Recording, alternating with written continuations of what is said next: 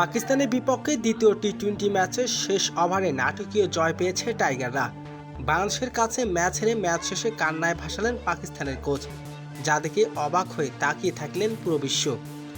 দর্শক, বিস্তারিত থাকছে ভিডিওর প্রতিবেদনে। দর্শক, পাকিস্তানের বিপক্ষে 3 ম্যাচ টি-20 সিরিজ খেলতে নেমেছে বাংলাদেশ। প্রথম ম্যাচে জয় পেয়েছে টাইগাররা, তবে দ্বিতীয় ম্যাচে পাকিস্তানের বিপক্ষে খেলতে নেমেছে বাংলাদেশ। শুরুতে টস জিতে আগে ব্যাটিং করার সিদ্ধান্ত নেন বাংলাদেশের অধিনায়ক লিটন দাস।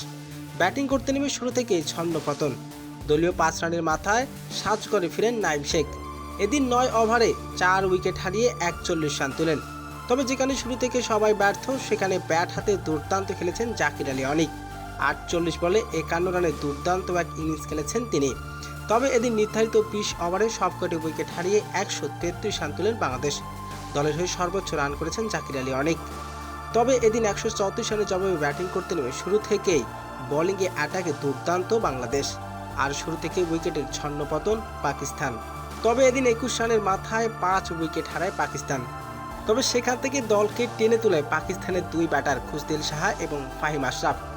100 রানে টেনে নিয়ে যায় এই 2 ব্যাটার। তবে শেষে 12 বলে প্রয়োজন ছিল 24 রান।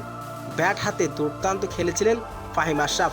তবে রিশাদের বলে শেষ বলে বোল্ড হয়ে 7 করে ফিরেন এই ব্যাটার।